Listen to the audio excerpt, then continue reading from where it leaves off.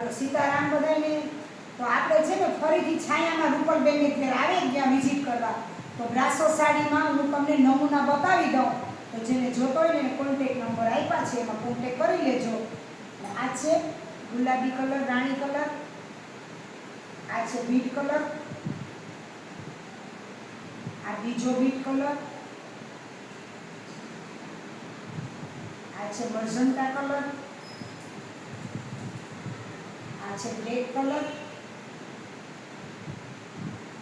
આ છે રામા કલર, મજંટા રામા, આ છે બીટ કલર, આ છે આછો ગુલાબી કલર,